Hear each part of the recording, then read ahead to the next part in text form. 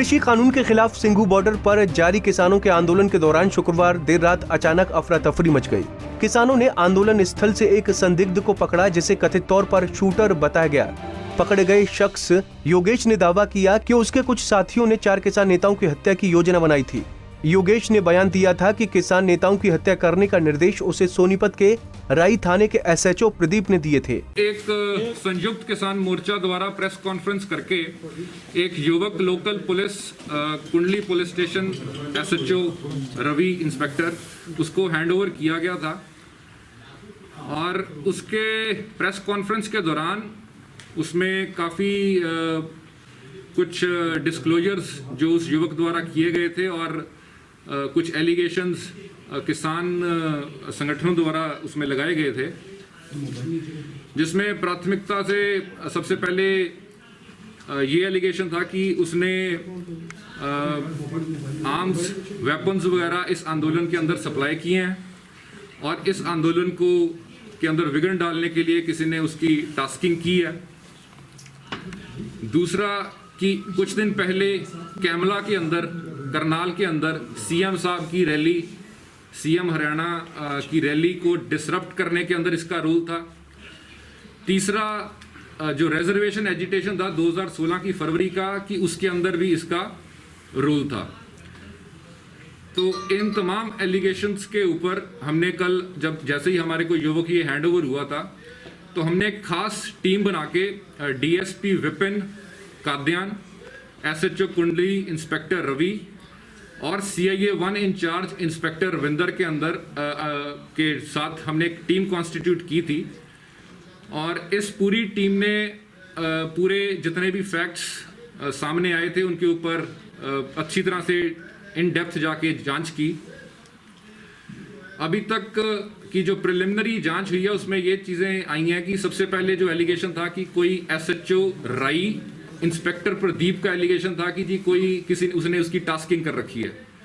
तो सबसे पहले तो हमारे पास ना तो कोई प्रदीप नाम का इंस्पेक्टर जिले के अंदर है और ना ही कोई प्रदीप नाम का मुलाजिम राई थाने के अंदर है। दूसरा कुछ उसके अंदर एलिगेशंस थे कि इसके पास लैंडलाइन नंबर से कुछ कॉल्स आती थी, तो वो भी बिल्कुल किसी भी उसकी हमने कंप्लीटली उसकी डिटेल्स सारी हमने निकाली हैं। ऐसा कोई भी सबूत नहीं आया।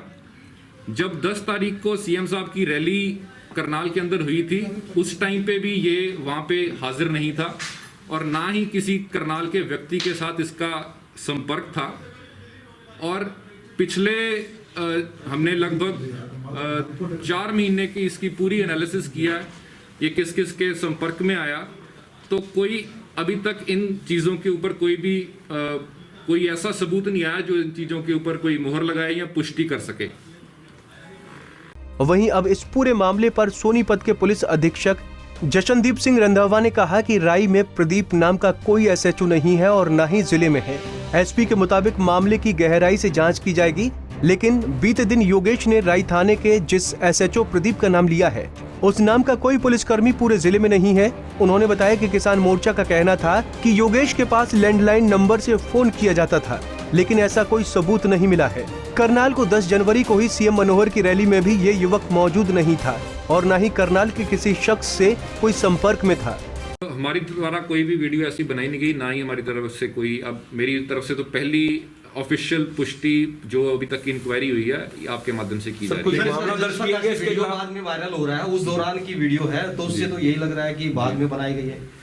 हो सकता है क्योंकि कुछ किसी पर्सनल यहाँ ले जाते हो सकता है किसी के संपर्क सर वीडियो में हमारी डिटेंशन में नहीं है, हम इससे पूछताछ कर रहे हैं। सर गिरफ्तार कोई पर्चा दर्ज किया इसके ऊपर? कोई अभी हमारी कोई ये अरेस्ट नहीं है, कोई कस्टडी नहीं है पुलिस की। We are just inquiring and he is cooperating. मतलब कोई एफआईआर भी नहीं है अभी हमारी तरफ से। जैसे एक बार इंक्वायरी कंक्लूड होगी बिल्कुल हम पुष्टि हो जाएगी, तो जिसका भी जो कसूर बनेगा उस हिसाब से अभी एक्शन लिया जाएगा। जैसे इसने जो मारपीट का किसानों पे जो आरोप लगाया और आपको एक विक्टिम मिली है कि उन्होंने इतना जस्टिफाई मतलब वेरीफाई करा कि हाथापाई वगैरह हुई है, तो क्या इसकी शिकायत वगैरह भी ली गई है सर, जिससे कि आगे जांच में? हाँ नहीं, मैं आपको बिल्कुल वही बता रहा हूँ। मैंने स्टार्टिंग में ये कह दिया था कि इसमें दोनों साइड से, क्योंकि एलिगेशंस लगे, हम पूरी इसकी जांच करके जो भी लॉजिकल कंक्लूजन में जिसका जो कसूर होगा उसी हिसाब से उचित लीगल कार्रवाई की जाएगी। किसानों का दावा था कि इस युवक को 4 किसान नेताओं की हत्या करने के लिए भेजा गया था,